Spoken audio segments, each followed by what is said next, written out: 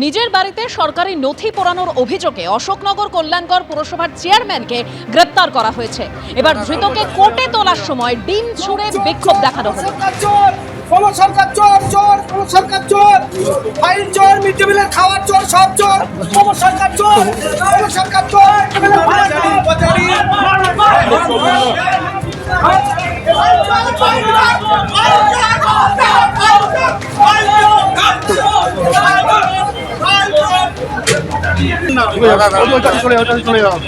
চোর চোর চোর, সরকার চোর, সরকার চোর চোর, সরকার চোর, ফাইল চোর, মিড ডে মিলের খাওয়ার চোর, সব চোর, সরকার চোর, সরকার চোর।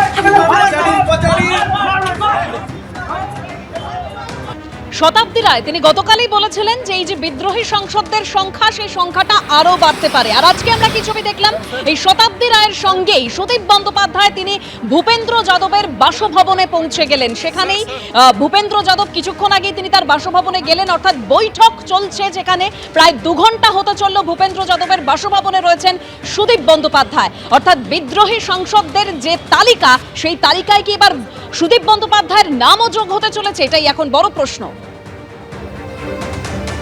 আবু তাহের এই বিদ্রোহী সংসদদের মধ্যে যে চিঠি দেওয়া হয়েছে লোকসভা স্পিকারকে, সেখানে তার সই রয়েছে, সেটা তিনি নিজেই জানিয়েছেন। এবং অভিষেক বন্দ্যোপাধ্যায়কেও তিনি নিশানা করেছিলেন। তিনি বলেছিলেন যে আইপ্যাককে সামনে রেখে যেভাবে দল পরিচালনা করেছে অভিষেক বন্দ্যোপাধ্যায়, তাতে আবু তাহেরদের কাজ করতে অসুবিধে হয়েছে। কি বলেছিলেন আবু তাহের গতকাল, শুনুন। যে সই, আপনি কি সই করেছিলেন? যে সই প্রকাশিত হয়েছে? হ্যাঁ, যে সই প্রকাশিত হয়েছে সে সই আমরা করেছি। আমরা যেমন পরিষদীয় দলে বিধানসভায় একটা আলাদা গোষ্ঠী হয়েছে, আমরাও চেয়েছিলাম মাননীয় মুখ্যমন্ত্রী মমতা বন্দ্যোপাধ্যায় প্রাক্তন মুখ্যমন্ত্রীর কাছে যে অন্ততপক্ষে আমাদের এটা অভিষেক বন্দ্যোপাধ্যায় আমাদের একটা জ্বালা।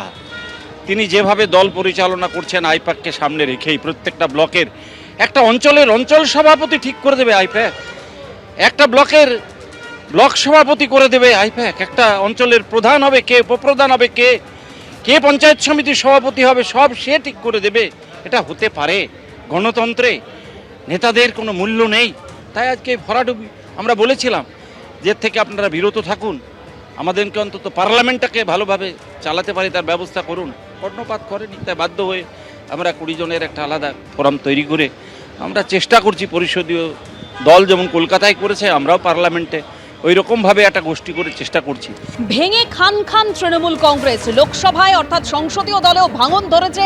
19 জন বিদ্রোহীদের তালিকা ইতিমধ্যেই প্রকাশ্যে এসেছে, যেখানে 20 জন কি হতে চলেছে। কারণ সুদীপ বন্দ্যোপাধ্যায় এবার তিনি ভূপেন্দ্র যাদবের বাড়িতে বিদ্রোহী শিবিরে কি তাহলে তিনিও নাম লেখাতে চলেছেন? আর পরিষদীয় দলে আগেই ভাঙন ধরেছিল। ঋতব্রত বন্দ্যোপাধ্যায় কি বলেছিলেন শোনাবো। রাজ্যসভায় সংখ্যা আরও কমলে আমি এতটুকু অবাক হব না। এটা বিজ্ঞান, মানে ইন্টারেস্টিংলি এনাফ, যে বহু বছর আগে একটা পৃথিবী বিখ্যাত বই 18th ব্রুমেয়ার অফ লুই বোনাপার্ট, তাতে লেখা হয়েছিল history repeats itself first as a tragedy and then as a farce. আর এই সং আছে, গঠন নেই যে ক্রাউন প্রিন্সের সংগঠন, এই ফ্যাসিবাদী মনোভাব, আধিপত্যের মনোভাব, এগুলো গণতন্ত্রের পক্ষে বিপজ্জনক, গণতন্ত্রের পক্ষে স্বাস্থ্যকর নয়। স্বাভাবিকভাবে রাজ্যসভাতে 3 জন ইতিমধ্যেই ইস্তফা দিয়েছেন।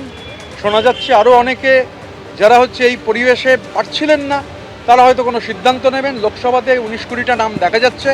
সংখ্যা বাড়লে আমি অন্তত ব্যক্তিগতভাবে এতটুকু অবাক হব না। এবিপি আনন্দ, এগিয়ে থাকে, এগিয়ে রাখে।